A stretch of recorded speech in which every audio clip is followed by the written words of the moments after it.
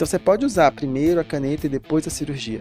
Tem várias estratégias, uma coisa não exclui a outra, porque é uma coisa cultural, da gente culpabilizar o indivíduo com excesso de peso. Porque assim, quando a gente fala sobre prevenção, a gente precisa ter tempo para fazer atividade física, né?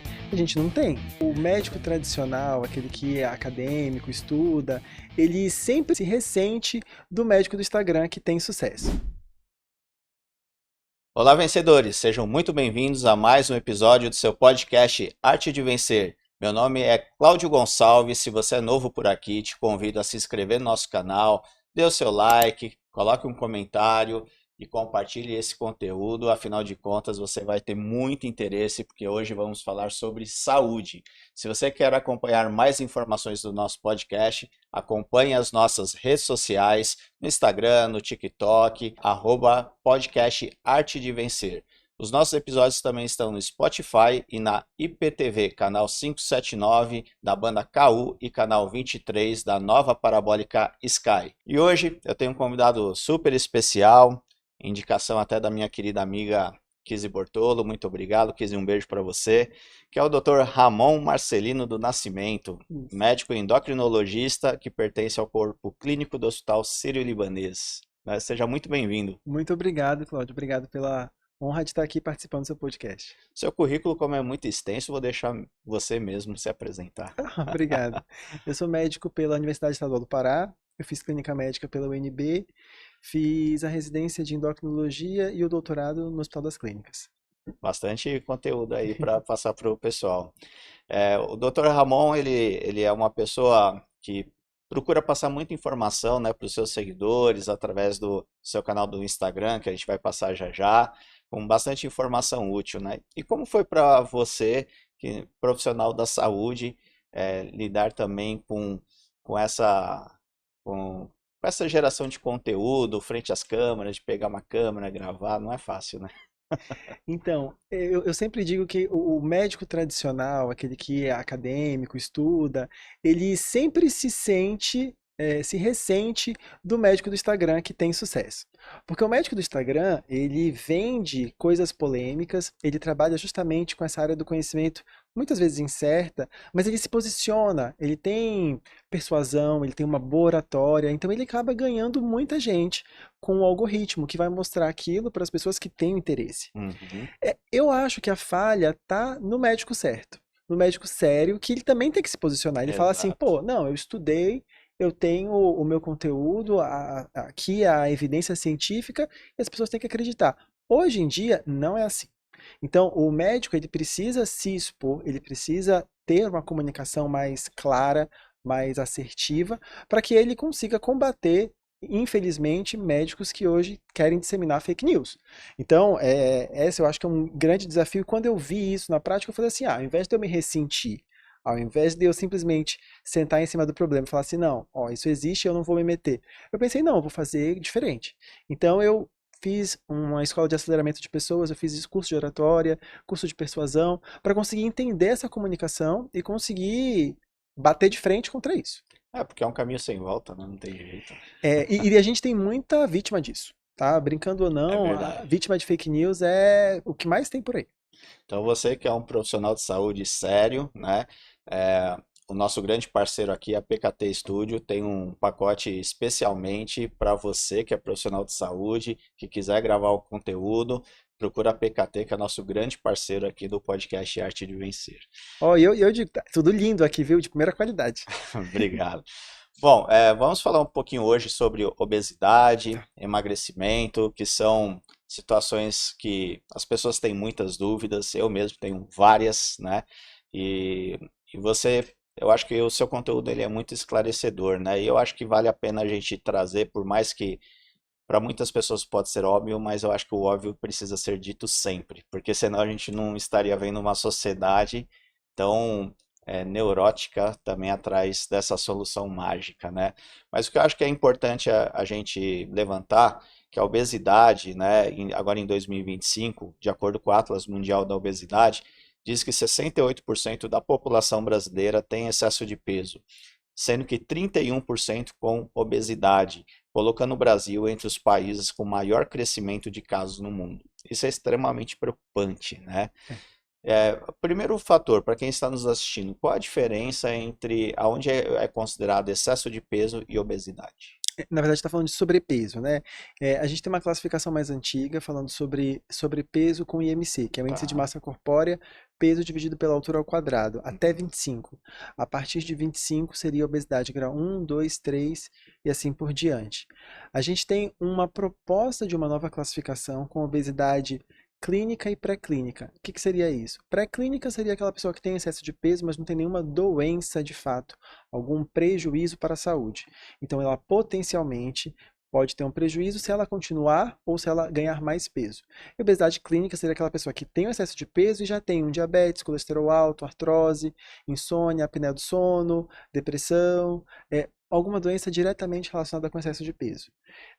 Isso é importante para a gente também colocar a decisão de tratamento, uma vez que os tratamentos da obesidade têm valores e custo muito elevado. Então, isso é uma preocupação também dos órgãos. Inclusive, ontem a OMS lançou uma diretriz de saúde pública, levando a obesidade mais uma vez, trazendo esse foco de obesidade como doença clínica e esclarecendo alguns pontos em relação a medidas públicas de saúde. E uma delas é o custo do tratamento. Sim. O problema é que a cultura, o grande problema é cultural, né? Porque eu acho que as pessoas esperam o problema acontecer para correr atrás, né? E talvez essa nova geração que vem uma cultura mais preventiva, né? De fazer exercícios mais regularmente, uma alimentação mais saudável, ou você não enxerga isso? Não é tão simples, Cláudio, porque assim, quando a gente fala sobre prevenção, a gente precisa ter tempo para fazer atividade física, né? E a gente não tem. Então, a pessoa que ela tem um nível social mais baixo, que ela precisa trabalhar aí 12 horas, por exemplo, num carro de aplicativo, para ela é muito difícil você estabelecer que ela precisaria de atividade física diária. Ou que ela precisaria ter acesso a alimentos saudáveis, alimentos minimamente processados.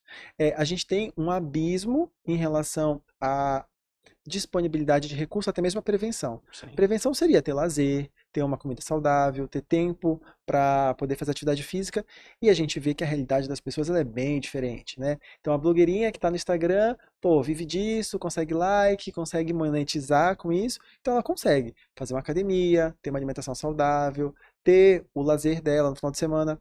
Já a dona de casa, solteira, que tem que trabalhar, dupla jornada de trabalho, é bem mais difícil para ela ter isso. Então, além de cultural, a gente tem uma questão social e econômica e comercial muito grande. É bem desafiador. É bem mais complexo do que simplesmente a cultura da prevenção, porque, querendo ou não, ninguém quer estar doente, ninguém quer estar acima do peso. A gente tem também aspectos de mudança climático, tá? Que tem impactado, de poluição, É que tem mesmo? impactado, sim. A gente tem estudos mostrando que o aumento de poluição são partículas porcionadas, né? De poluição aumenta a inflamação, principalmente em crianças, e predispõe aquele indivíduo a ter mais problemas com peso. Tá? Além disso, a questão da facilidade que a gente tem hoje com a alimentação ultraprocessada, cheio de maquiagem, cheio de aditivos, que tem uma redução do conteúdo de fibras para dar menos saciedade e um aumento calórico para que a pessoa tenha aquela pista de ficar sempre procurando mais o alimento. Além de tudo isso, a gente tem uma questão genética muito importante. Então, é um problema complexo que a gente vai precisar de uma solução complexa também. E existe algum tipo de exame que você faça que você consiga identificar esses pontos genéticos, essas predisposições genéticas? Legal. A gente tem duas formas de abordagem da parte genética da obesidade. Tem algumas raríssimas síndromes que são determinadas por um único gene, tá? Que é a obesidade monogênica. Tem alguns, principalmente obesidade de maior gravidade, que tem algumas alterações hormonais específicas, doenças específicas como Bardet-Biedl ou Prader-Willi, você consegue fazer um teste molecular, um teste genético e atestar, falar assim, esse gene está mutado, é esse o responsável. A grande maioria é uma doença que tem uma parte de vários pequenos genes que tem uma porção de competência naquilo, mais o estilo de vida. Então, para a gente poder fazer isso, a gente teria que sequenciar, ver todos esses genes, ver a reprodutibilidade deles e entender no score genético. Hoje, a gente ainda não tem o sequenciamento de pessoas saudáveis para ter esse banco de dados com Exatidão. A gente tem, infelizmente, até mesmo na genética, um problema em relação a sequenciar populações vulneráveis, população negra, população indígena, É verdade. sul-americana. Então, esses testes da moda que falam que vão resolver o seu problema, na verdade, eles até atuam de uma forma a motivar você mais. Mas no final das contas, eles não têm uma mudança de fato específica comportamental para você, ainda. A gente espera que com o tempo eles melhorem e consigam ter uma representatividade do brasileiro. Mas hoje eles não têm. E tudo isso pode ser compensado com mentalidade, né, e estilo de vida. Eu acho que são os principais pontos. Eu acho que assim, a gente precisa tentar deixar o tratamento da obesidade, que já é tão caro, acessível e falar aquilo que realmente funciona. Porque se você colocar um monte de perfumaria, as pessoas acham que é só para aquela pessoa que tem muito dinheiro, que vai precisar gastar aí 20 mil reais por mês, por exemplo, para fazer um tratamento. E na verdade não é assim. Se você guiar pelo científico e pelo custo-efetividade, você consegue fazer um tratamento racional, não é barato, mas pelo menos não é exorbitante. A gente ouve falar muito e vê isso muito em livros, que na arte de vencer das pessoas, né, as pessoas bem-sucedidas nas suas profissões, tudo, elas têm um hábito em comum, que é cuidar da mente, corpo e espírito, né, que é o que a gente fala. Então, a rotina de acordar cedo, fazer exercício físico, uma alimentação balanceada, tudo. Isso, de certa forma, também se relaciona, porque o nosso organismo funciona melhor, a gente pensa melhor, a gente cria melhor, a gente tem mais disposição para fazer as coisas. Então, de certa forma, tem uma relação direta, a isso. Porque a obesidade também traz a questão do cansaço, a desmotivação. Tem uma relação direta em relação a isso? Bastante. Quando eu trato bastante com medicina do estilo de vida, né? É uma forma de você exercer a medicina centrando o cuidado de uma forma mais geral ao paciente, tá? Então, mais do que simplesmente chegar, o paciente tem obesidade, eu vou tratar a obesidade. Não. A gente avalia como esse paciente se alimenta, atividade física, álcool e drogas, sono, né? Relacionamentos saudáveis e o estresse relacionado ao trabalho, outras coisas. Então, são coisas que na medicina tradicional você fala assim, poxa, mas você vai falar sobre o trabalho do seu paciente, que ele está estressando muito, que ele está frustrado, que ele está sem tempo, por exemplo, para fazer atividade física? Sim, é super importante você abordar esses temas, porque antes dele adoecer de um burnout, ele está insatisfeito com o trabalho, ele não tem propósito. Antes dele ter uma depressão, ele não sai, ele não tem um relacionamento legal, ele está buscando um ideal de perfeição por vários outros motivos, frustrações, problemas psicológicos. Então, isso são coisas que a gente consegue fazer antes do problema acontecer. Então, quando a gente fala de prevenção, não é só aquele check-up uma vez ao ano. É Tem vários muito gatilhos mais, aí, é né? muito mais profundo que isso. É. E eu não sabia, mas vendo seus conteúdos, a falta da prática de exercício físico pode ocasionar mais de 300 tipos de doenças. Isso é verdade. E eles estão associados também com excesso de peso, né? Então a gente tem, além das doenças cardiometabólicas, então a gente está falando de infarto, AVC, hoje a gente entende que a obesidade ela está associada também a um maior risco de câncer. E a gente encontrou agora uma relação com a perda de peso e uma redução do risco de câncer. A gente já tinha evidências de que a cirurgia bariátrica, por exemplo, conseguia ter esse impacto, esse desfecho. Uhum. Mas a gente está vendo as canetinhas emagrecedoras tendo esse impacto. No último estudo que a gente tem do JAMA, Oncology, ele mostra que teve uma redução de 40% na chance de câncer de mama para mulheres com obesidade. Isso é bem importante. Além disso, a gente também teve redução de câncer coloretal. Então, são vários tipos de doença que estão associadas aí à inatividade física e ao excesso de peso. Bora fazer academia, hein, Borel, porque o negócio é feio. E, e, e o que que acontece é uma dúvida que eu tenho, né? Que, como você falou, ninguém gosta de se sentir acima do peso, né? Só que, ao mesmo tempo, as estatísticas são assustadoras em ver que o Brasil é um dos países que mais cresce nesse aspecto negativamente, né? Aonde está o grande problema? Porque existe a preocupação do excesso de peso, mas ao mesmo tempo índices elevados. As pessoas estão querendo soluções mágicas para que isso ocorra? Olha, sempre quer, né? A gente sempre quer uma solução mágica. Mas, por exemplo, vamos lá. quando você tá com uma infecção de garganta. Você quer uma solução mágica. Quando você tá com um câncer de mama. Você quer uma solução mágica. Então, na verdade, o problema não é querer a solução mágica. O problema é o tratamento da doença de forma séria, né? Eu acho que a vontade de você querer resolver seu problema com o mínimo de esforço é a vontade para tudo. Se você quiser ir ao banco e você puder resolver do celular, você vai preferir ir ao banco? Não vai. Então, é diferente. A questão é que existe uma culpabilidade no indivíduo com excesso de peso. Então, mais uma vez, você está com um câncer coloretal, que foi inclusive ocasionado pela obesidade. Aí você não fala, pô, tá vendo, ó, cara, teve câncer, pô, você deveria ter que se ligar. Ninguém fala isso. Pô, coitado, pô, o cara tem câncer, vai tratar, vamos ver, fazer a químio. Com obesidade, não. Ah, o cara é desleixado, pô, o cara não acorda cedo, não tem a meta, não faz o cardio. Não é assim. Como eu te expliquei, a gente tem uma influência genética muito importante. Hoje, os estudos mostram que a sua altura ela é tal qual influenciada pela sua genética quanto o seu peso. Quando você vê um cara de 1,60 m, você não fala pra ele, pô, se esforçava mais e crescia, né? Não fala isso. Mas com o paciente ou com o seu colega que está com excesso de peso, você vai lá e fala. Porque é uma coisa cultural, da gente culpabilizar o indivíduo com excesso de peso. Claro que a gente precisa, principalmente quando eu abordo o paciente e eu percebo que as expectativas dele não são reais, ou que ele está se esforçando, tudo bem, na forma como ele pretende, mas está aquém do que ele precisa, você precisa posicionar, né? Mas quando a gente fala sobre estilo de vida saudável, não tem como você impor nada. Você precisa ir no ritmo que o paciente permite a mudança. E dessa forma, as mudanças elas são mais é, perenes, elas são mais impactantes, elas são mais reais.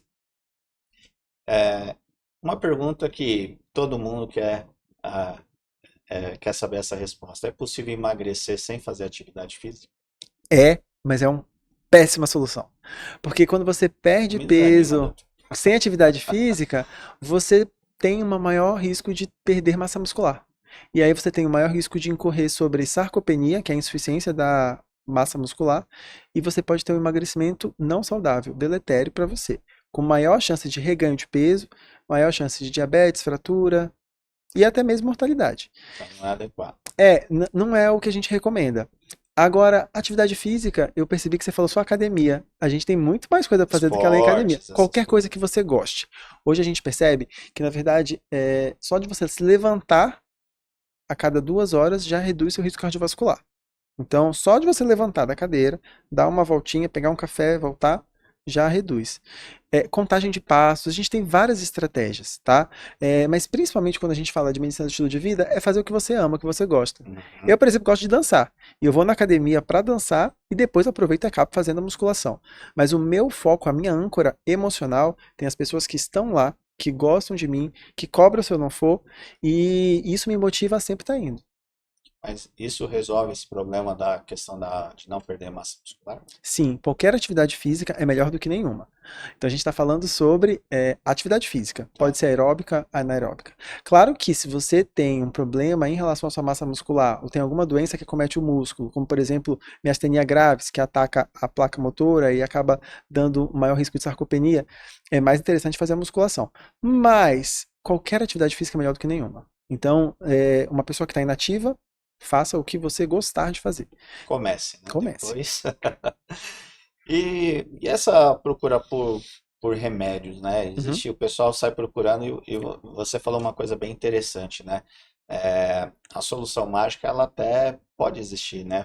Com o tratamento adequado, com o profissional adequado, né? E se a solução é tão fácil, por que as pessoas ainda buscam o remédio em cima da indicação do amigo, tudo, né? Tá. Então, isso é muito comum acontecer, mas também perigoso. Não, a gente está falando agora de automedicação, é diferente de você querer um Sim, tratamento, né? Automedicação, na verdade, ela tá justamente no não entender que aquilo é uma doença. Quem é que faz quimioterapia por conta própria? ninguém, né? Quem é que vai, infartou, fala, não, eu vou trombolizar em casa, vou desfazer o meu coágulo em casa. Porque encara como estética, né? Como uma doença. Não encara como um problema real, tá? Não encara como um problema complexo. Então as pessoas não sabem que obesidade pode dar câncer, obesidade pode dar infarto, pode dar AVC.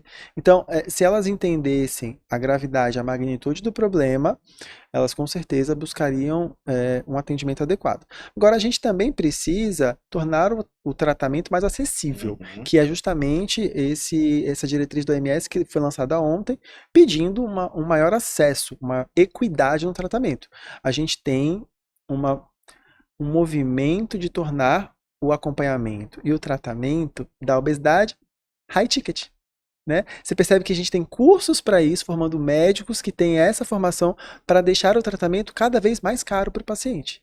E o SUS não tem nenhuma política voltada para isso?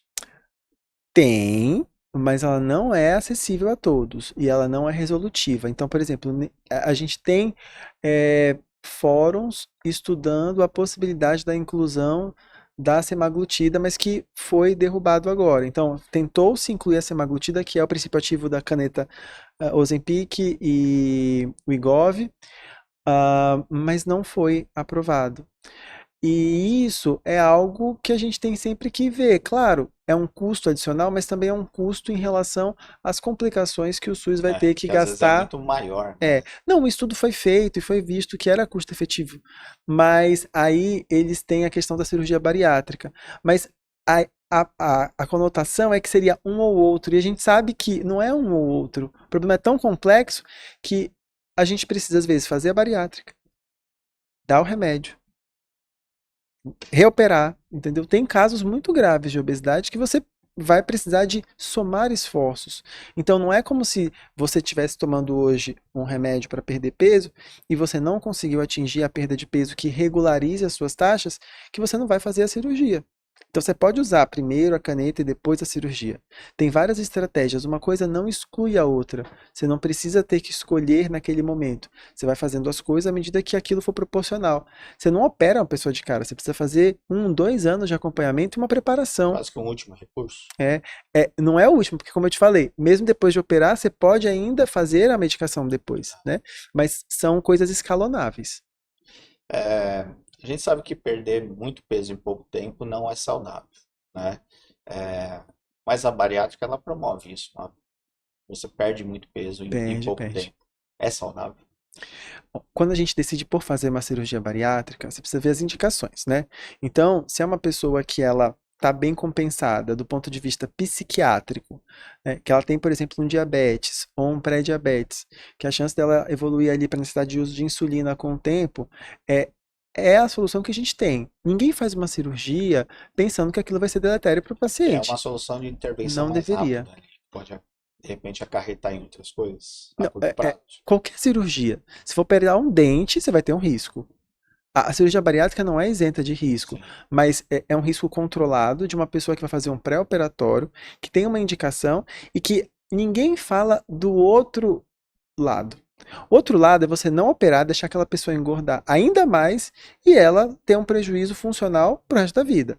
Tem gente, por exemplo, que não sai da cama, tem gente que vai infartar, vai ter um AVC, e aí você não vê isso. Você vai falar que a cirurgia, teve uma perda de peso muito rápida. A outra solução seria ele estar numa cadeira de roda, porque ele não consegue andar, porque ele tem uma artrose grave. Então, a gente vai usar uma cirurgia, que é uma cirurgia que tem risco, é uma cirurgia que precisa ser feita no ambiente hospitalar, com pré-operatório, com um profissional qualificado, e que às vezes dá complicação sim, pode ter hipoglicemia, inclusive, deficiência de vitaminas.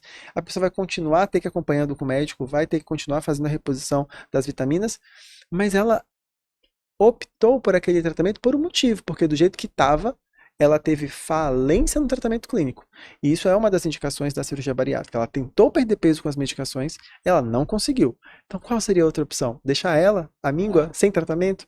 Então, a gente precisa ter essa proporcionalidade. Mas o outro viés é você operar pessoas que nunca tentaram fazer tratamento clínico. E aí isso é errado, porque na verdade a pessoa poderia ter tido uma boa resposta. Né?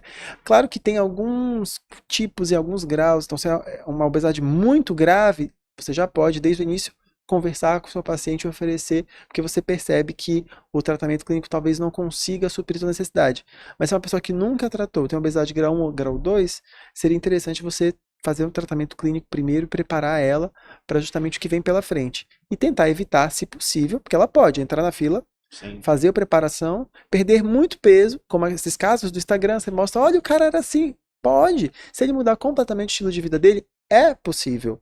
Mas a minoria acontece isso. Então, precisamos estar preparados para caso isso não aconteça.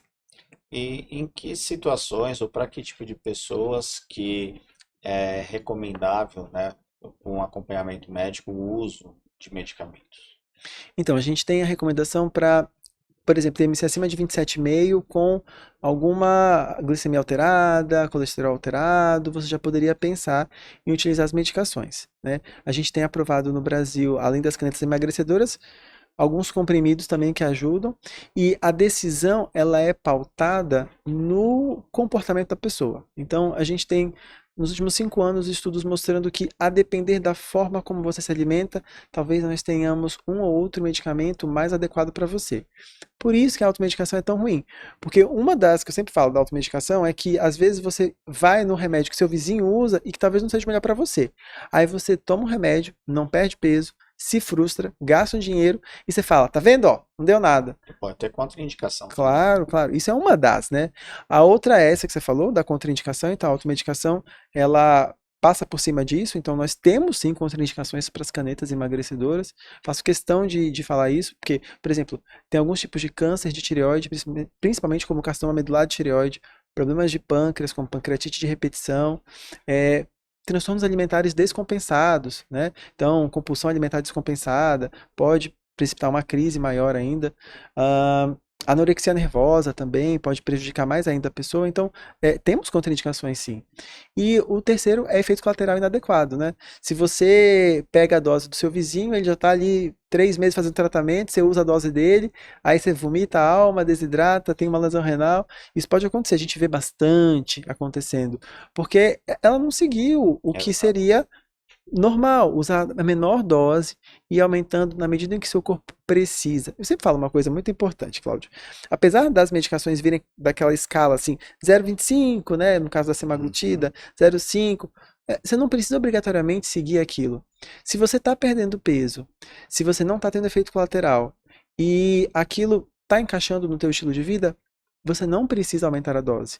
O ideal é você usar a menor dose do remédio possível, por uma questão de preço, efeito colateral, e porque menos remédio é melhor. Sem dúvida. E no caso, por exemplo, qual que é a diferença entre o Ozempic e o Mounjaro? Que o pessoal fala bastante. Tem diferença entre eles? Tem bastante diferença. Primeiro que eles são de empresas diferentes, né? Um é da Novo Nordisk, que é a semaglutida, o Ozempic e o Wegovy, e o Mounjaro é da Lilly, empresa americana. Mas além disso, os dois eles atuam como análogos de GLP-1, que é uma molécula, é um hormônio produzido pelo pâncreas que age no cérebro e no trato intestinal, promovendo a saciedade e diminuindo um pouco o trânsito intestinal, incluindo esvaziamento gástrico. Então você fica com a comida um pouco mais de tempo no estômago e também sinaliza para o teu hipotálamo que você já tem saciedade, que é a sensação de ausência de fome. Tá? Além disso, a gente também tem alguns estudos vendo sobre recompensa, sobre aquela fome que não é somente uma fome ali por comida, até estudos falando sobre neuroproteção, que ainda são muito embrionários, mas tem bastante evidência em relação a isso. Então, essa molécula, ela é super positiva no emagrecimento e essas medicações elas vão ter um agonismo. O que isso significa? Elas vão chegar no receptor do GLP-1 e vão se ligar e vão ativar essa via. Só que no caso da semaglutida a gente tem um agonismo simples. No caso do Mounjaro, além do agonismo do GLP-1, a gente tem o GIP, que é um outro hormônio que potencializa o efeito do primeiro e age também no tecido adiposo, tornando ele mais funcional, mobilizando ele com mais facilidade, diminuindo a resistência à insulina e tendo uma perda de peso maior. Então, quando a gente compara as duas moléculas, a gente viu que o Mounjaro acaba, na maioria das vezes, claro que você tem que ver isso também de forma individual, mas tendo mais perda de peso e a gente também observa um pouco menos a incidência de efeitos colaterais. A gente tem aí uma enxurrada de medicamentos vindo nos próximos anos, de várias outras empresas, utilizando outros receptores poliagonistas para promover o emagrecimento, porque a gente tem gente que não emagrece mesmo com Mounjaro. Né? Se o paciente, por exemplo, usou a semaglutida, que é o Ozempic e o Wegovy, e não perdeu peso, faz sentido trocar para uma molécula mais potente, Faz. Mas também a gente tem que falar sobre custo, porque hoje em dia a semaglutida está um pouco mais acessível do que o Mounjaro justamente pelo hype, pela novidade e Exato. pela potência. Então, por isso que virou nessa chave do Ozempic. Uhum.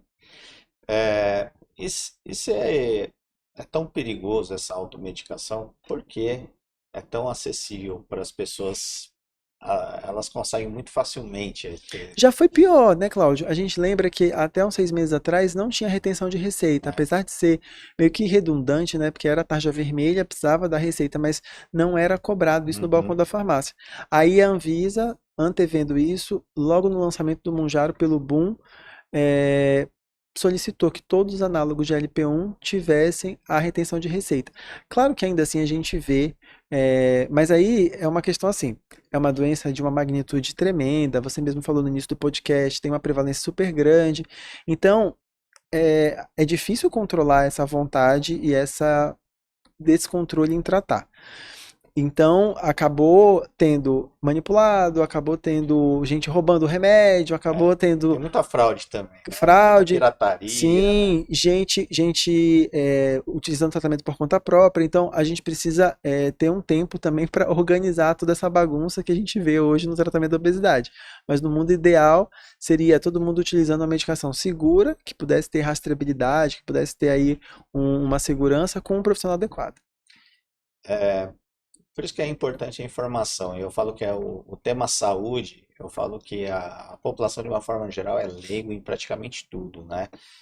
Então, eu fico pensando assim, normalmente as mulheres acabam, talvez, apesar que os homens também estão cada vez mais vaidosos, mas eu acho que as mulheres ainda têm uma preocupação estética mais forte. Não sei se tem uma predominância feminina no uso da automedicação também, nessa busca por um padrão também de beleza, né?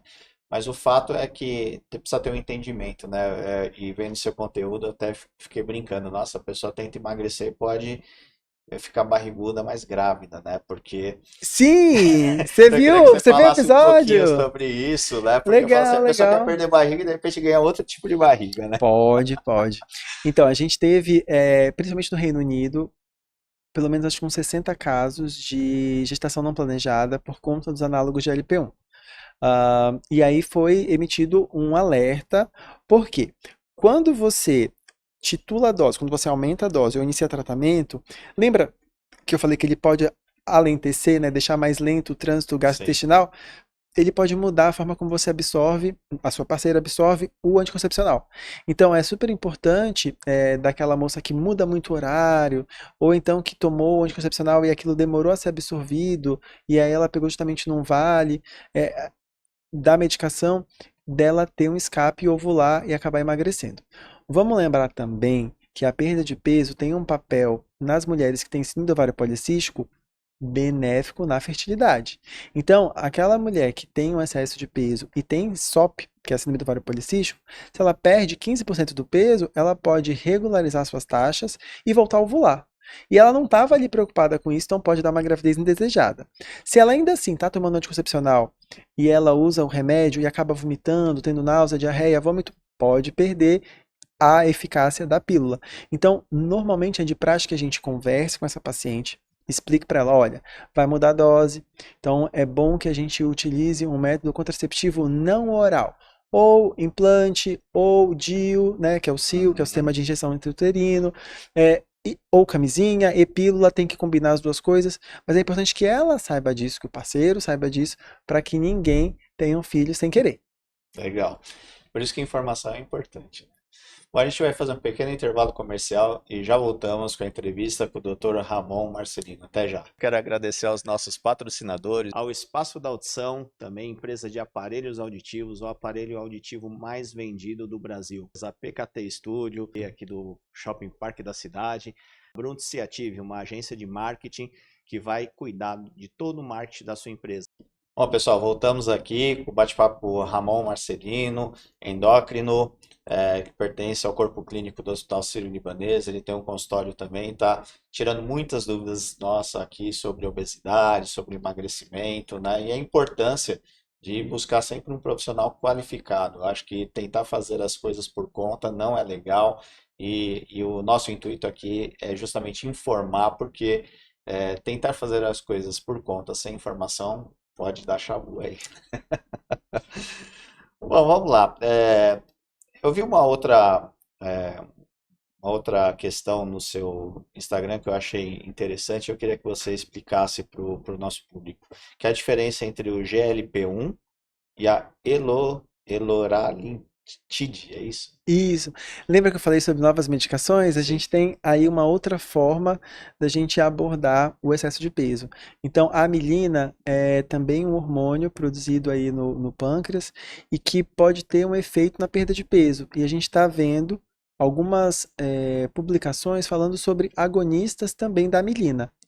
E esse agonista que você está falando, ele mostrou ter uma perda de peso tal qual aí o GLP-1. E aí, o que que isso traz na nossa cabeça, né? Poxa, que legal, porque tem gente que não respondeu tão bem pro GLP-1.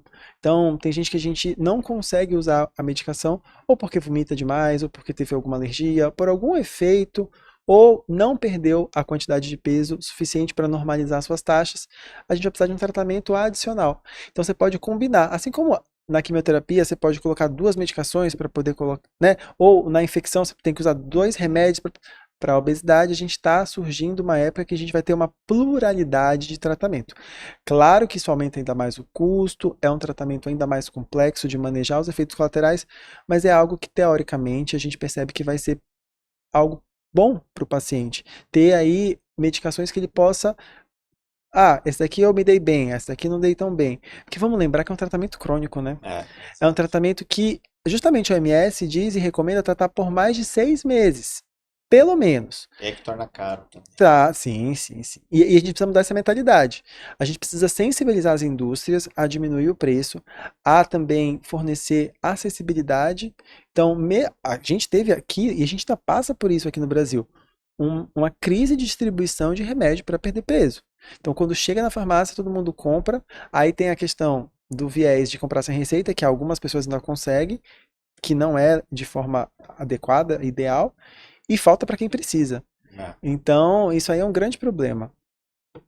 É, uma coisa que eu acho muito legal no avanço da medicina e dos tratamentos, seja ele qual for, é que cada vez mais a gente tem ampliado os leques e tem olhado o corpo como um todo e não mais como uma parte, né?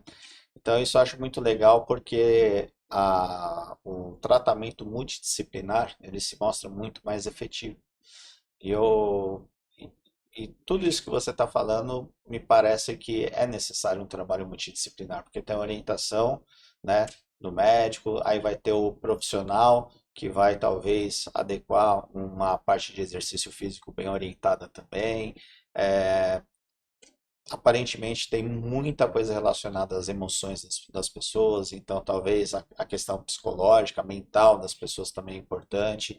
Isso está cada vez ficando mais comum no emagrecimento, buscar profissionais de outras áreas que auxiliem a tratar esse paciente em todos os outros pontos ou outras especialidades, porque está tudo conectado, né? E de certa forma, o nosso organismo ele é complexo, porque às vezes você mexe numa coisa, você tem que já controlar outra, porque sempre tem que ter um equilíbrio entre as coisas também, né?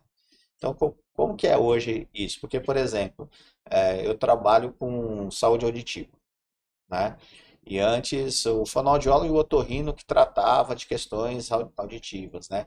Hoje você já vê um neuro alertando sobre o problema da perda auditiva não tratada, aumentando o fator de risco de desenvolvimento de demência, por exemplo, né? Como a gente sabe que o exercício físico também pode ocasionar Alzheimer, demência, esse tipo de coisa.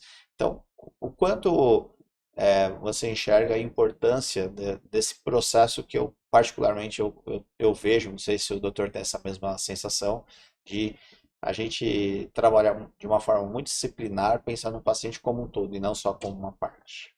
É muito interessante isso, porque quando você lida com o paciente, apesar da gente ter uma visão de tentar resolver a maior parte dos problemas do paciente para evitar de ficar que ele tem que ir para o super especialista. Então ele vai para o endócrino, depois vai para o cardio, ele vai para o gastro, ele vai.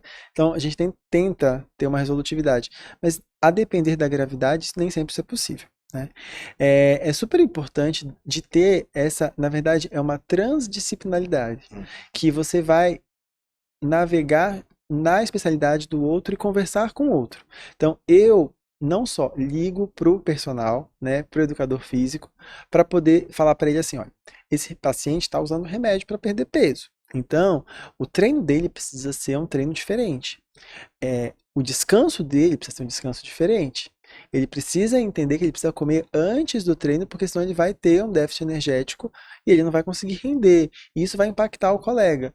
E aí é muito mais seguro, é muito mais efetivo um tratamento, porque aí o educador físico dá um feedback, me dá um retorno. Ramon, ó, tá treinando, mas tá vindo assim 2 vezes na semana, tá pouco, treina fofo. Então, isso é uma coisa que na consulta a gente consegue entender. Mas o que que tá acontecendo?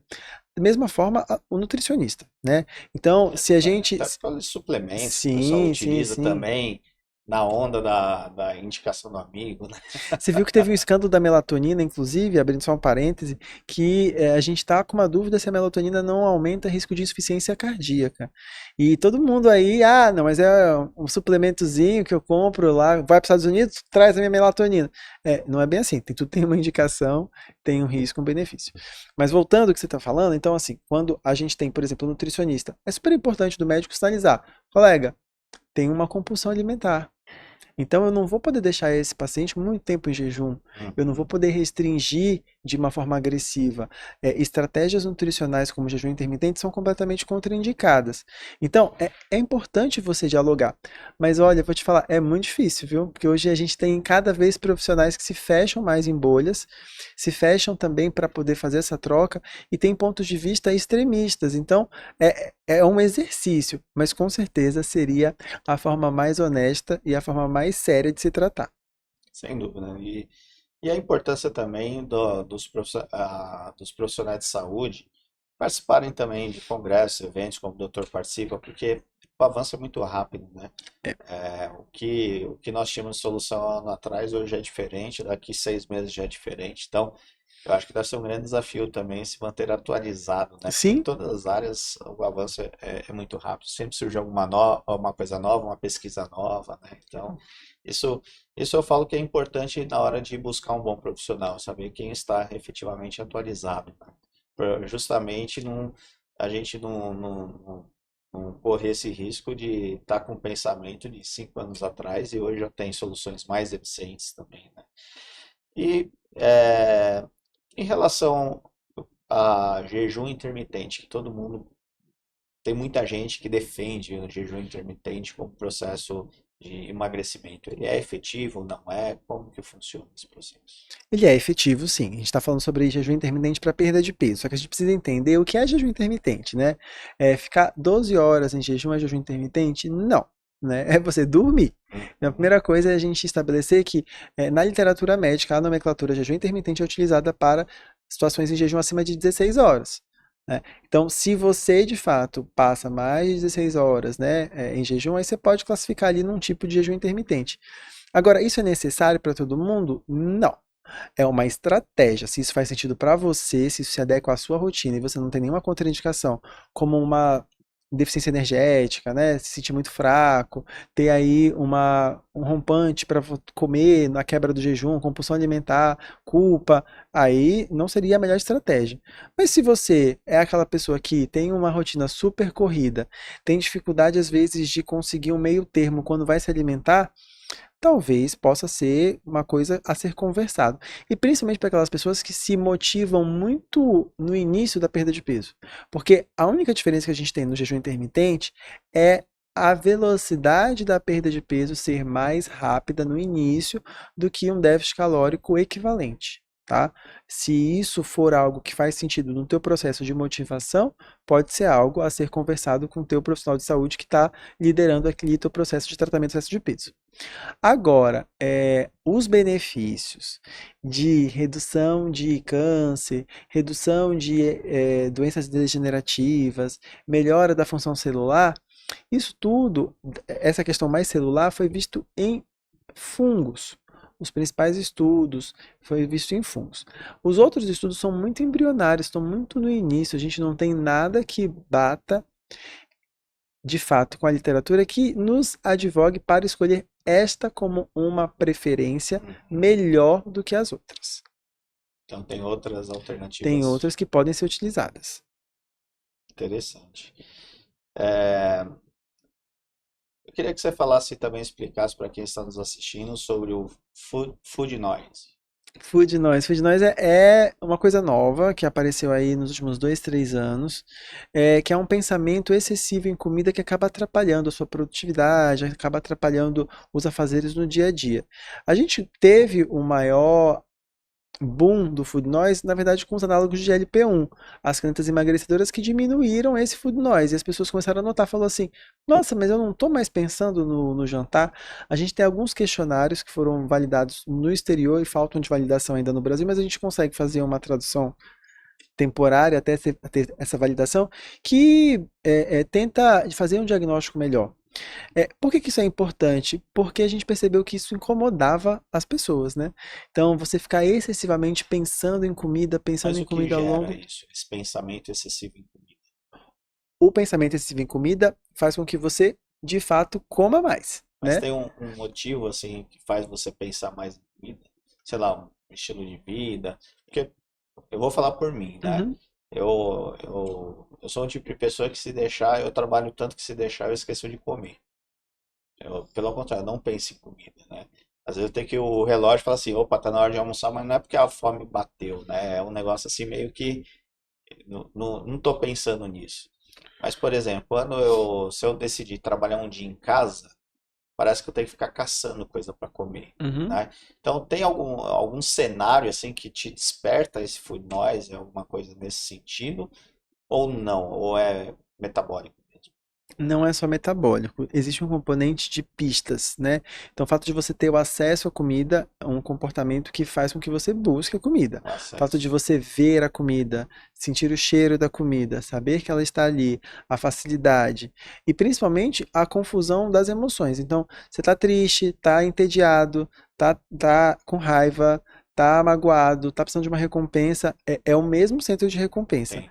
Então, a liberação de dopamina para alimentos hiperpalatáveis, então muito doce, muito gorduroso, muito saboroso, com adição de açúcar, de sal e gorduras, faz com que você busque aquilo não porque você está com fome. Você pode até não estar com fome, da fome normal que a gente sente no dia a dia, mas uma fome emocional. E quando o comer emocional está descontrolado e você não alimenta ele, ou com outras coisas, então um reconhecimento da sua profissão, você não está numa Uhum. posição que você gostaria, ou, por exemplo, por uma questão da sua autoestima, da sua autoimagem, ou de um relacionamento, falta de sexo, falta de lazer, falta de diversão, falta de cultura, tudo isso você acaba comendo mais para ter aquela liberação de dopamina que outra atividade não calórica poderia ter. Então, quando a gente faz essa abordagem do food noise e do comer emocional descompensado, a gente sempre prioriza situações que você vai se sentir recompensado que não vai ter a caloria. A gente não precisa comer sem prazer. Eu digo assim, quando a gente fala sobre comer emocional, você não precisa zerar o comer emocional. É claro que num ambiente familiar, numa confraternização, em casa, né, você vai ter um afeto e a gente não quer embotar isso. Mas não pode ser a sua única fonte de Uhum. recompensa. Entendi. E, por exemplo, no meu caso, eu só vou sentir fome na hora que eu realmente paro para comer. Senão, se eu tiver envolvido em outras coisas, se eu tiver que almoçar meio-dia ou 3 horas da tarde, não é a fome que vai me incomodar. Mas na hora que eu falo, vou almoçar, a fome vem. E outra coisa também, por exemplo, a maior parte das pessoas que fazem exercício físico sentem fome, essa necessidade de repor energia, né? No meu caso, tira a fome. Quando faço um esporte, um exercício físico, eu não tenho fome, não tenho vontade de comer nada. Isso é, é normal, não é normal, acontece, não deveria acontecer. Eu fiquei preocupado agora. De forma geral, o que a gente tem? Que a atividade física em geral, tá? Ela aumenta a fome orgânica, a fome que a gente chama de homeostática, que é a fome comum do dia a dia. Por quê? Você vai ter um déficit calórico, e aí esse déficit calórico vai diminuir a sua energia, tem algumas moléculas específicas dentro da célula que sinalizam isso, e aí você vai ter um disparo de um reflexo da fome, tá? Pelo hipotálamo. Então, de forma geral, você tem um aumento no apetite.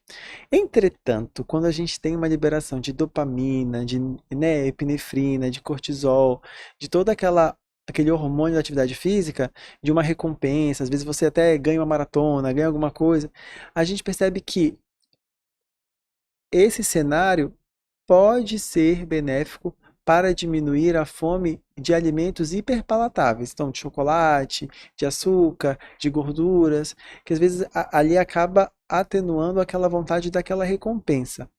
Os estudos eles já são mais antigos, tem pelo menos uns 10 anos, mas eles mostram esse benefício, que o exercício pode diminuir a fome de comer besteira, mas aumenta a fome de comer comida de verdade. Claro que para cada pessoa é individual e tem vários outros fatores que acabam passando por isso. O fato de você não ter tanta fome e o fato de você passar muito tempo em jejum é uma característica sua. E isso pode ser independente ou até mesmo ter algum outro gatilho relacionado à atividade física. O que a gente fala é como acontece para a maioria das pessoas, mas na biologia nada é exato, né? Não tem um modelo único, né? Não Certo, tem. né? É, e o quanto a obesidade ou excesso de peso e tal tem uma influência em relação ao nosso fígado também. Porque normalmente quando você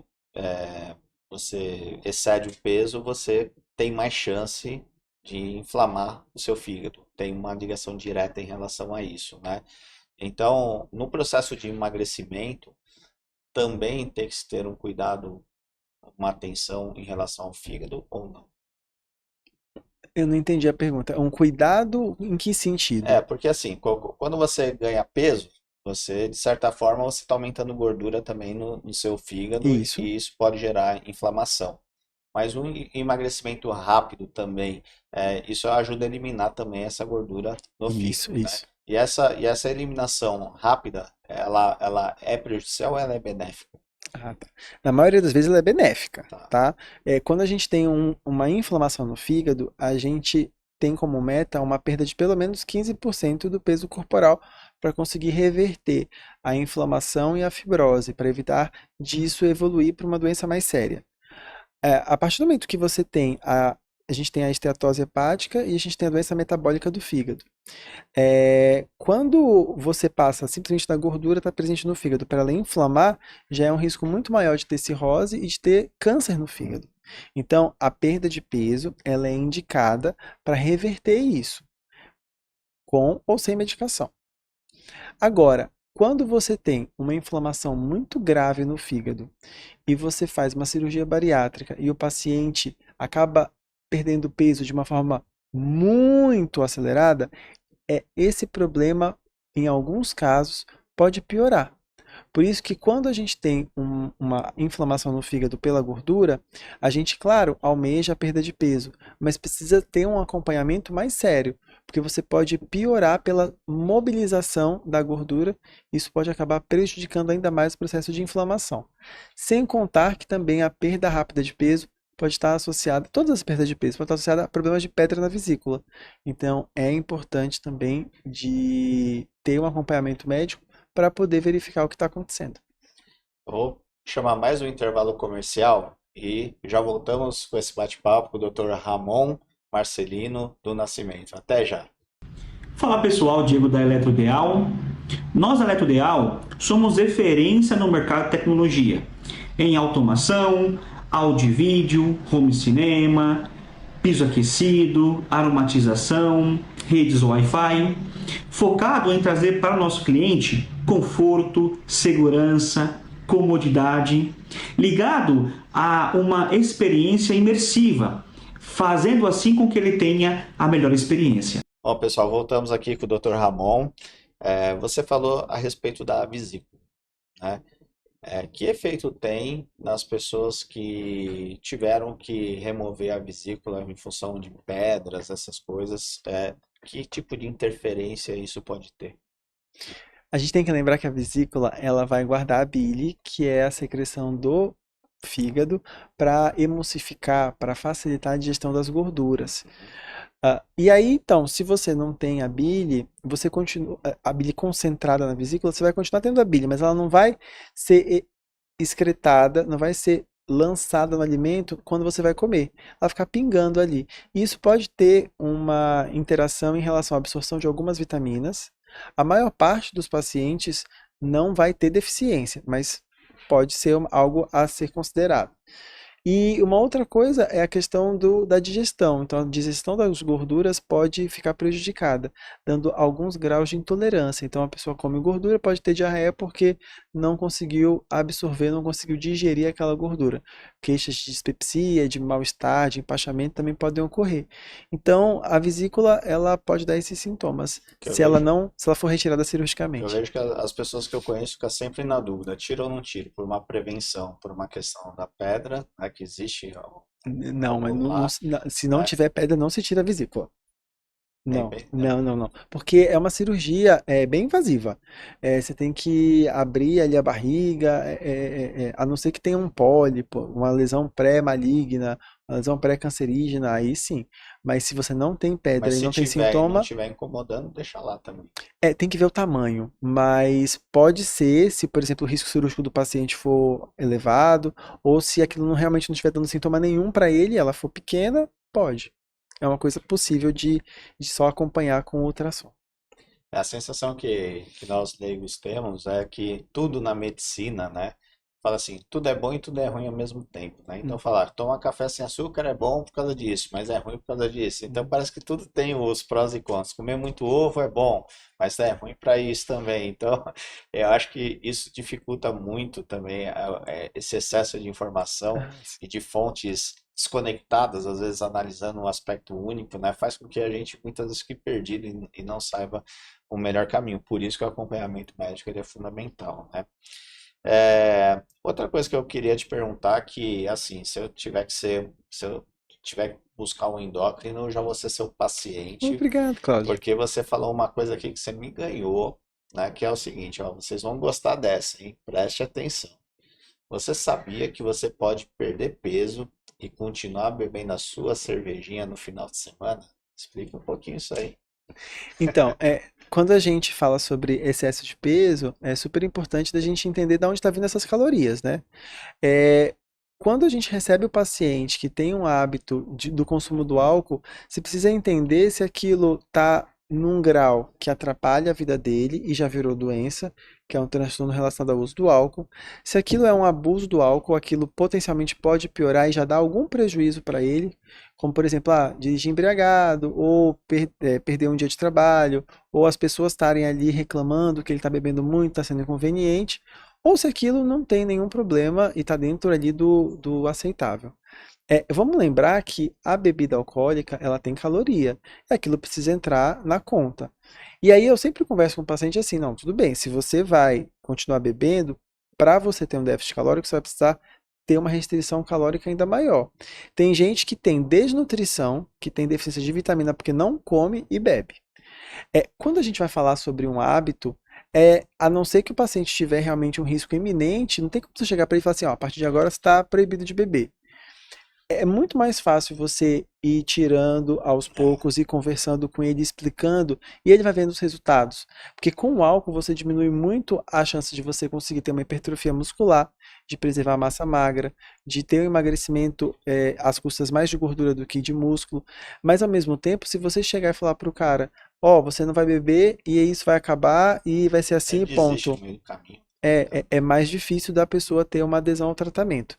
Claro que existem casos e casos, a gente precisa avaliar. Se é uma pessoa, por exemplo, que já tem uma inflamação no fígado, já tem um câncer, você vai precisar tomar uma conduta mais assertiva e falar assim, olha, nesse momento é mandatório que você encerre a bebida, porque está prejudicando muito e já virou irreversível no seu fígado.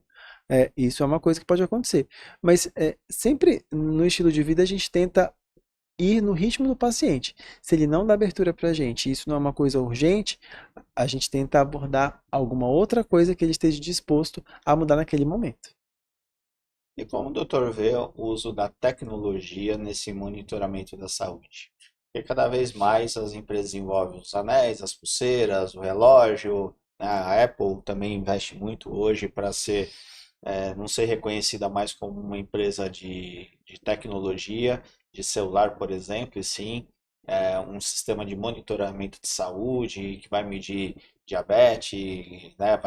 Vai glicemia, né? Vai mensurar várias coisas, até ver se tem uma célula cancerígena no seu corpo, né? São as promessas que vem por aí na parte da tecnologia.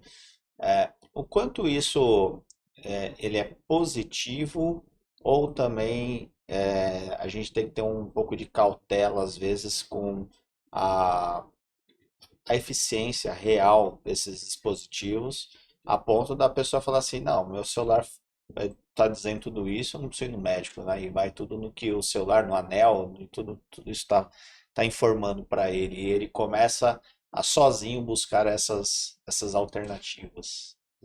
A gente teve até acho que tem uns 2, 3 meses atrás, um embate com a questão da legalização desse anel que você está falando para o controle da glicemia. Então, aí você imagina, né? A pessoa ela põe o anel, que esse anel em específico que a gente estava falando, era um anel que não tinha uma regulamentação no Brasil, que não tinha uma comprovação e uma reprodutibilidade dos resultados. E aí a pessoa usava o anel e sabia a sua glicemia, entre aspas, né? E isso deu um prejuízo muito grande, porque na verdade a gente está falando de uma glicemia que às vezes a pessoa usa insulina para poder corrigir. Hum. E aquele resultado ele não estava real, ele não estava condizente com a realidade, e aí acabou tendo um potencial prejuízo. De forma geral, a tecnologia séria, regulamentada pelas agências, ela vem com um benefício, né? As pessoas, o mercado ele tenta criar, achar uma solução para uma potencial dor. Claro, às vezes essa dor ela é criada pelo mercado, né?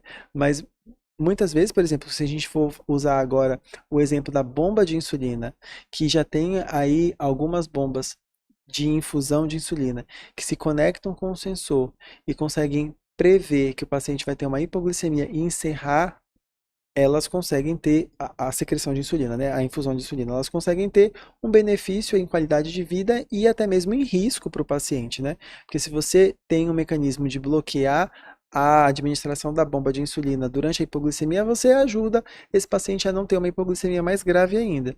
Então, a tecnologia, ela é uma ferramenta. Ela precisa ser regulamentada, ela precisa ter um uso, e ela precisa ser regida pelas normas daquele país. Então, sendo uma coisa oficial que tem uma comprovação, acho super benéfico. Mas assim como qualquer outra coisa, tem os picaretas. Exato. E não é assustador um pouco no lado da medicina se pensar no seguinte, hoje as pessoas já têm o hábito de consultar o Dr. Google, Uhum. né? Querem todas as respostas lá, não custa ir no profissional perguntando no Google. Só que agora a gente tem uma outra ferramenta extremamente poderosa que é o Dr. ChatGPT, né? Então as pessoas estão se consultando hoje, como emagrecer, tal, não sei o quê. Como que você vê essa preocupação em relação a essas pessoas que estão buscando informações dentro de ferramentas, não digo que se são duvidosas ou não, principalmente o ChatGPT, como ele pega muito conteúdo de internet, tem acesso a muitas coisas, talvez até seja algo que não é algo personalizado, mas genericamente talvez traga uma informação mais correta, né? Mas como que você vê com preocupação ou com otimismo essa tecnologia, essa acessibilidade das pessoas hoje terem respostas muito fácil com a tecnologia? Engraçado, sabe, Cláudio? Eu trabalho com inteligência artificial. Eu tenho uma startup de inteligência artificial para prontuário eletrônico e para conteúdo em relação a essa questão de saúde. A importância que a gente tem de ter uma curadoria de uma informação médica, ela é muito importante. é fundamental, é algo crucial. A gente tem aí pelo menos dois problemas em relação à inteligência artificial dessa forma que você está falando. Uma delas é em relação à privacidade de seus dados. Então, uma vez que você compartilhe que você tem, por exemplo, excesso de peso, provavelmente você vai receber influenciadores que falam sobre isso. Você vai receber suplementos que falam sobre isso. Você vai receber uma enxurrada de anúncios focados nisso. Isso é só no primeiro momento, né? Empresas que vendem alimentos, tudo isso acaba sendo uma enxurrada. Então, Sim. você acaba compartilhando o seu histórico de médico com a inteligência. E isso vai ter uma consequência, né? Acho que as pessoas elas precisam ter isso muito claro do risco que é você consultar a inteligência artificial para saúde, dados médicos críticos, tá?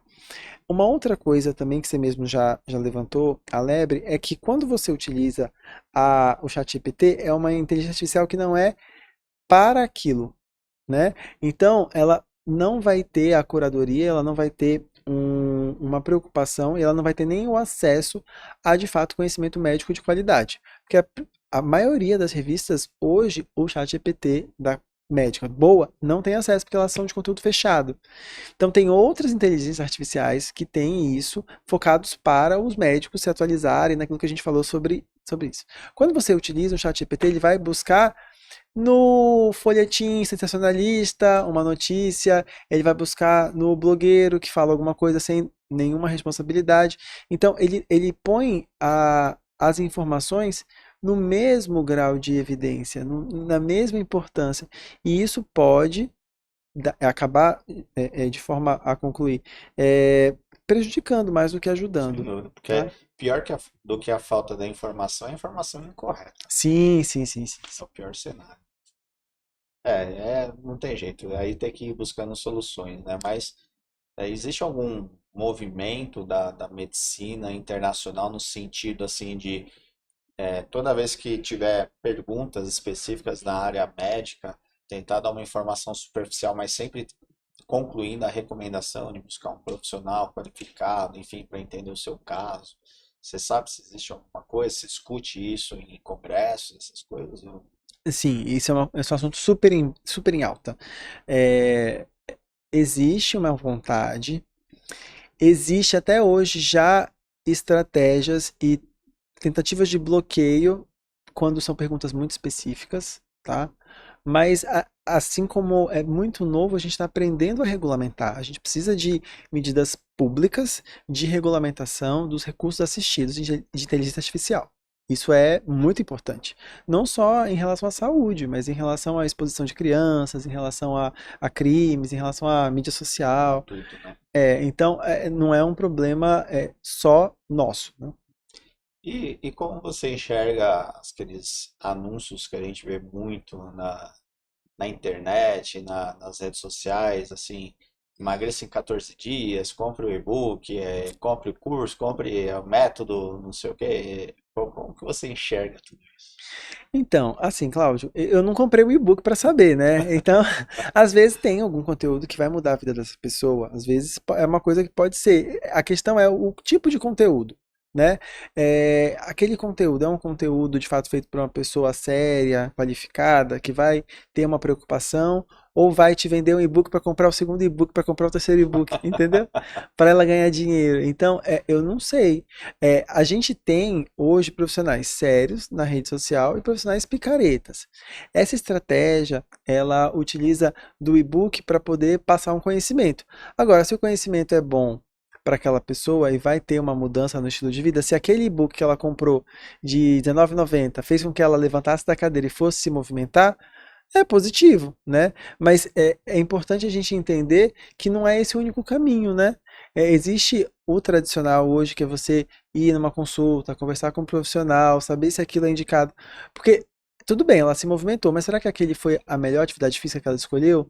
Será que ela foi pro CrossFit porque o e-book mandou ela e na verdade ela tem um problema no joelho que não poderia ir?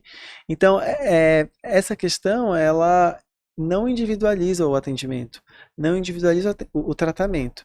Mas se como ela poderia ir comprar um livro na livraria e ler sobre estilo de vida saudável, então varia muito do conteúdo. É uma coisa um pouco difícil. O que a gente vê no mercado é um mercado hoje saturado de conteúdo, pela facilidade, pelo sonho americano, né, de estourar a bolha e você vender milhões e virar um influenciador, mas pautado muito no oportunismo, infelizmente.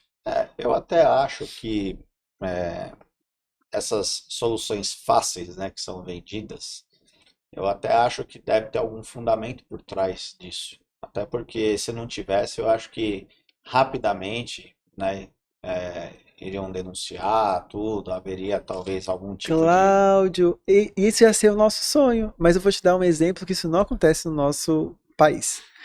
A gente teve um problema jurídico de venda de medicamentos para parasitas, tá? Para desparasitação. O anúncio, ele alegava tratar diabetes. E não existe essa relação hoje, tá? De que você tratar os vermes vai fazer com que você melhore o seu diabetes ou que a pessoa que tem diabetes, ela obrigatoriamente vai estar parasitada.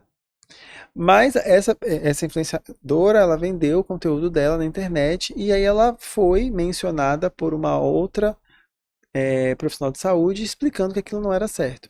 E ela processou a profissional de saúde e ganhou em primeira e segunda instância porque prejudicou o comércio dela na rede social, mesmo aquele conteúdo sendo falso. Não tem a perícia que entra e fala assim, não, Não interessa, ela entrou como um prejuízo, não que independente daquilo ser verdade ou não, ela prejudicou o comércio da influenciadora que estava vendendo uma fake news. o que mais me assusta nesse caso não é nem a fake news, é a justiça ter tomado partido, né, favorecendo esse tipo de situação, né? Então, Porque eu acho que um especialista em influenciador, nada contra o influenciador, mas especialista tem muito mais base para dizer se aquilo é certo ou não e até como comprovar, sim, né? sim, Então, mas, acho que mas o que mais me assusta esse é isso, exemplo né? é difícil de engolir. Mas eu acho que a sensação que eu tenho é assim, eu particularmente, eu não acredito muito nessas soluções rápidas, nessas mágicas. E eu acho que isso, de certa forma, para mim, olhando de uma forma fria e leiga, os reflexos de que não funciona são as nossas estatísticas, ao ver que 68% da população acima do peso é muita gente. 31% obesidade, um terço da nossa população. Então, se realmente fosse algo fácil e simples, a gente não teria esses números alarmantes, né? Porque eu acho que tudo começa num processo que é o mais difícil, que às vezes não é o tratamento, porque às vezes o tratamento ele pode ser eficaz e pode ser rápido, mas eu acho que começa pela mentalidade. E a mentalidade é algo que não muda da noite para o dia, isso requer mais tempo. Então eu acho que eu falo que a nossa mente é nosso amigo e nosso inimigo. E principalmente nos dias atuais, onde as pessoas vivem ansiosas, depressivas, é, com excesso de informação, correndo tudo, é difícil às vezes a pessoa realmente ela ter uma consciência de falar, opa, preciso mudar minha mentalidade sobre algo, né? Então isso exige um nível de esforço muito grande. Mudar hábitos não é da noite para o dia, né? Você precisa de um tempo para construir novos hábitos. A psicologia já explica isso. Então eu até acho que tratamentos podem ser rápidos, mas se não tem a mudança da mentalidade, que eu acho que é um processo mais, talvez até mais doloroso dentro de tudo isso, né? Vai ser difícil ter essas soluções. E aí é o que preocupa, porque as pessoas não estão mudando as mentalidades e querem as soluções rápidas. E vai existir um certo conflito. E aí a gente vai ver essas situações das pessoas se automedicando, indo pelo caminho mais fácil. Para que eu vou buscar um profissional, sendo que a minha amiga fez, o meu amigo fez e deu certo. Só que cada indivíduo é um, né? Tem que realmente, por mais que exista um certo protocolo que direciona as pessoas para soluções mais ou menos em comum, mas se as pessoas analisar na prática, né, sempre vai ter uma coisinha de diferente em relação ao outro. A essência pode ser igual, mas no detalhe sempre vai ser algo diferente, porque cada pessoa vai responder de uma forma, tem uma característica diferente, não dá para você pegar, que nem aparelho, não dá para você pegar de um e colocar no outro, Sim, né? É um sim. negócio que por mais que tenha a mesma essência de resultado, mas para se chegar naquele resultado, você precisa personalizar. Não tem outra forma de fazer, né? Precisa. É um problema complexo que vai ter solução igualmente complexa, né? Ao meu ver, o mais complexo hoje é a questão do custo e da acessibilidade. Se a gente tivesse custo mais baixo e uma acessibilidade para um tratamento, a gente poderia oferecer isso para mais pessoas. Uma outra questão é a questão da prevenção. Medidas públicas de saúde, como por exemplo, sobretaxar refrigerante, não vender refrigerante nas escolas, são medidas que hoje elas são extremamente importantes. Pode parecer bobagem, pode parecer, mas você vai tirar o refrigerante da escola? Sim, porque a criança, ela que desde pequena já está exposta a elevadas concentrações de açúcar, corante, acidulante, maquiagem, ela não vai ter o parâmetro do normal, do saudável. E aí é muito mais difícil você conscientizar essa pessoa que normalizou que tomar refrigerante é normal, né? É saudável, depois já ter o problema. Então, se você der para essa criança, não, olha, o normal aqui é o leite, o normal aqui é o suco, é a fruta, né? A comida de verdade. É preparar a própria comida, gastar tempo fazendo isso.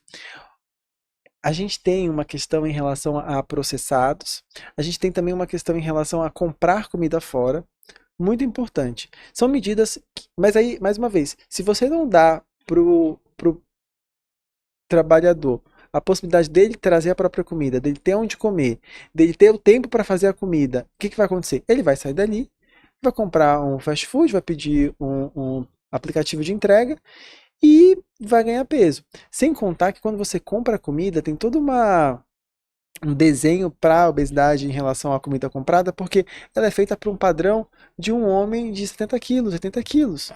E às vezes chega lá a senhorinha que tem 50 quilos, ela pede uma comida e aí ela se sente obrigada a comer tudo porque vem uma questão social. Você não vai desperdiçar, você não vai jogar fora. Ai, tá gostoso.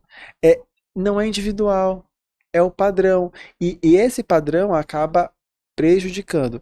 E quem vende comida hoje, ultraprocessada, ele quer que você compre mais. Então, vem o sanduíche, vem a batata, vem o sundae, vem o refrigerante. É uma coisa só. É o combo. E quando a gente fala em relação à caloria, tudo isso vai potencializando, porque a nossa capacidade de absorver caloria é muito grande. Então, é um problema aí estrutural que a gente precisa ter um pensamento. Você precisa dar ferramentas para, desde criança, você ter uma prevenção em relação a isso. E, inclusive, passando por medidas de redução de poluição. Como eu tinha falado lá na frente, que a poluição também pode desencadear isso. É que esse é mais difícil. A questão da poluição, a gente não tem esse controle. Na alimentação, sim, né? Eu defendo muito aqui também no podcast a importância dos reflexos na vida adulta que a gente traz, dos movimentos que são feitos na infância, principalmente na primeira infância, né? Então, seja na parte educacional, na parte alimentar, em tudo, né? Eu acho que é fundamental a gente ter uma atenção. Eu vejo que hoje a primeira infância, ela não está sendo cuidada da forma como eu acho que deveria. E isso traz reflexos graves, né? E essa questão da alimentação que você falou, eu acho que, para quem não conhece, né, eu acho que vale a pena assistir alguns documentários que tem no Netflix, né? Tem um deles que é 1 ano, o cara pegou o desafio de comer 1 ano só fast food, né? E ver o que aconteceu com a saúde dele, que era maravilhosa, em 1 ano comendo fast food. Você viu que teve um fato anedótico em relação a isso de um influenciador que fez a mesma coisa recentemente e faleceu. Ele morreu durante o processo ele estava engordando de forma intencional. E aí, às vezes, se você tem aí um processo de aterosclerose, de placa de colesterol, esse ganho de peso, ele acabou precipitando aí uma morte dessa pessoa. Eu não sei exatamente por que ele faleceu, como é que foi a causalidade, mas isso é possível, isso sim é uma coisa arriscada. Quando você faz um desafio para ganhar peso, as pessoas não entendem o risco disso, intencionalmente, né, principalmente. Mas eu fico animado, ao mesmo tempo que eu vejo essas estatísticas assustadoras, mas eu fico animado quando eu vejo uma estatística de que o setor de saúde e bem-estar hoje já ultrapassou o faturamento da indústria farmacêutica, né? Uhum. Então, mostra o quanto as pessoas agora têm se preocupado mais com a sua saúde, o seu bem-estar. Você vê as academias cada vez mais cheias, você abre as redes sociais, você vê a quantidade de pessoas hoje que praticam esporte, cuidam da sua saúde. Ainda, infelizmente, não é para todo mundo, não é para a maioria, mas que bom que isso está vindo numa crescente pouco a pouco, porque eu acho que é, é eu até também, nós entrevistamos recentemente a diretora do programa MasterChef e falei da importância de programas assim que estimulam as pessoas a Muito, cozinhar em casa muito, também, muito, ter uma muito, alimentação mais muito. saudável. Então, eu acho que é um conjunto de ações dentro da sociedade é que a gente vai mudar essa estatística e vamos ter uma sociedade menos doente, mais sadia, mais longeva, né? A longevidade, eu vi, acho que foi hoje de manhã, eu vi uma estatística, né, que na Idade Média, o tempo de vida das pessoas era 45 anos, hoje é 76, o quanto a gente evoluiu, né? E não é nenhum absurdo falar que daqui a algum tempo todo mundo vai viver acima de 100 anos, né? Se tiver esses cuidados, porque realmente a medicina, ela avança, a tecnologia avança, e tudo isso facilita para que a gente cuide melhor. A informação também ela é importante, então eu acho que isso vai trazer uma longevidade com saúde, que é o que todo mundo quer. Porque Isso. ser longevo, Sem saúde, debilitado, ninguém quer, não vai tem que ser ter bom. saúde, né? Para finalizar, eu queria que você aí trouxesse um momento um pouco divertido no nosso Uhum. podcast, porque você faz alguns vídeos muito legais, né? E falasse a respeito dos principais mitos e verdades sobre é, sobre as medicações, né? Do que pode afetar. Então, eu vi lá que você respondeu a respeito do Ozempic em relação à cegueira. Não lembro se foi o Ozempic ou se foi o Monjaro, sobre a cegueira, né? Isso é mito ou é verdade? Em relação às canetas emagrecedoras, a Isso. gente tem uma dúvida se elas podem causar uma neuropatia isquêmica específica, chamada NAION, tá? Foi liberado primeiro um estudo levantando esse risco, depois a gente acabou tendo N maior e vendo. Hoje, o que a gente tem é que assim, você não vai deixar de usar a medicação por um efeito colateral tão raro. Tá? Mas para pessoas, por exemplo, que já têm problemas na visão, já tem esse tipo específico de retinopatia, seria uma contraindicação para poder utilizar. Então, que ela vai ocasionar isso em todo mundo é um mito. Que isso vai ser um problema relevante para a maior parte das pessoas também é um mito. Tá? Agora que a gente precisa de indicação e tomar cuidado para quem já tem problemas na visão, isso é verdade. Então eu vou ficar aí em cima do muro, esse daí eu tenho que. O tempo vai dizer pra gente, mas com certeza precisa, como qualquer outra medicação, precisa ter um acompanhamento e saber que até mesmo água em excesso vai dar problema. Então tudo tem que ter a dose certa e a indicação correta. Tem um que eu me diverti, que você fala assim, quem foi escrever esse roteiro aqui e tal, né? Que não vou fazer esse vídeo e você fez, né?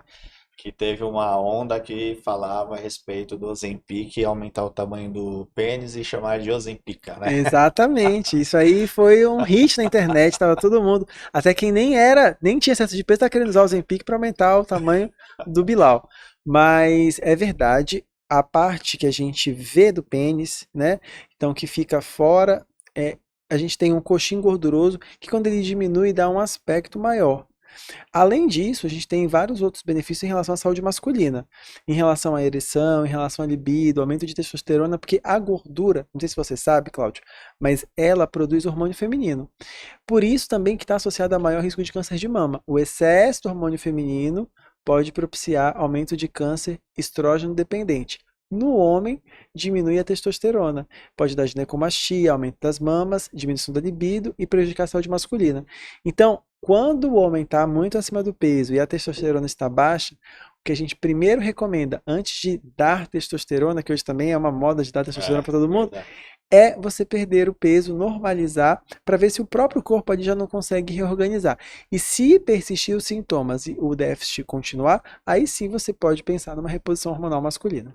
Mas isso que é legal do nosso corpo, né? Essa capacidade de se readaptar, né? Você muda Uhum. um cenário e se readapta muito fácil ali também, né? É sim. Genial. Doutor, para quem quiser acompanhar seus conteúdos, que são excelentes, parabéns por todo o Obrigado, Cláudio. conteúdo. Se quiser deixar as redes sociais também, o endereço do seu consultório, fica à vontade. Obrigado. A minha rede social é Ramon Marcelino, tá? Lá eu trago conteúdo com uma curadoria séria, científica, mas também mantendo aí esse humor, porque também não precisa ser sério, né? Pode ter aí um humorzinho. E eu atendo na Oscar Freire 1431. O Ateliê de Saúde Marcelino é uma empresa que eu promovo aí o estilo de vida saudável, faço o acompanhamento dos pacientes, trabalho com nutricionista, educador físico, e a minha vontade é de tentar impactar a maior quantidade de vidas para ter uma vida saudável descomplicada, porque o que a gente vê hoje é a pessoa querer complicar ainda mais a vida do paciente, né? Olha, você vai ter que tomar esse chá de amora 3 horas da manhã, em cima da rede, de ponta cabeça. Não, a gente tenta simplificar. Então, a gente acredita que quanto menor a receita, melhor para o paciente. Claro que se tiver que tratar doença séria, vai ser tratado. Mas tudo aquilo que for perfumaria na sua receita, tenha certeza que a gente vai tirar. Para finalizar, o que te motivou a sair lá do Pará para vir para São Paulo? Eu adoro estudar. Se tem uma coisa que eu gosto é essa questão de procurar, de investigar, das verdades transitórias, de se manter atualizado, da competição, de ficar publicando mais do que o outro. Isso tem me motivado bastante. Eu gosto dessa busca de sempre estar se atualizando, sempre estar aprendendo. Isso me motivou para buscar lugares diferentes. Então, o Dr. Ramon é do mundo, então. Doutor, eu queria que você deixasse um recado final para quem está nos assistindo, que queira perder peso ou ter uma vida mais saudável, enfim, fica à vontade para dar algum recado, pessoal. Olha, eu tenho um recado especial para você que tem excesso de peso. Não é impossível. Muitas pessoas estão frustradas por N motivos. Porque não vem rápido, porque o tratamento é caro, ou porque o vizinho emagreceu mais que você. O tratamento ele é individual e a gente tem que entender que ele não é uma linha reta. Vai ter momentos que você vai estar super bem, que vai resolver tudo. Mas aí perdeu o emprego, a esposa te trocou por outro, perdeu o cachorro, e aí a importância é você continuar caminhando. Não importa a velocidade, mas não pare. Tem a sua meta, tem seu tratamento, tem a sua direção. A velocidade vai ser a sua velocidade. Mas não desista. Continue no seu objetivo, que ele vai ser melhor do que você abandonar tudo e fingir que o problema não existe. E para o pessoal que está assistindo esse episódio, eles podem depois mandar as perguntas, posso mandar para o doutor, você responde? Vou ter o prazer de responder. Então, para quem quiser fazer alguma pergunta para o doutor Ramon Marcelino, pode mandar tanto no Instagram dele, ou se quiser também deixar algum comentário aqui, a gente vai encaminhar, vamos responder, porque a informação é essencial. Então, busque sempre um profissional altamente especializado para tudo que você precisar, né? Eu acho que desde a sua saúde, para cuidar do seu carro, para cuidar da sua casa, não tente fazer você mesmo, né? Procure um especialista. Obrigado, doutor, Eu que agradeço, pela sua Cláudio. presença. As portas estão sempre abertas aqui quando precisar, e com certeza nós podemos vir com outros episódios elucidando ainda outros temas, tireoide, tem tantas coisas para falar ainda. Tá bom. Obrigado. Se você gostou desse episódio, dê o seu like, coloque o seu comentário e compartilhe esse conteúdo que eu tenho certeza que vai ser muito especial para muita gente. Muito obrigado pela sua audiência e até o próximo episódio do seu podcast Arte de Vencer. Até lá!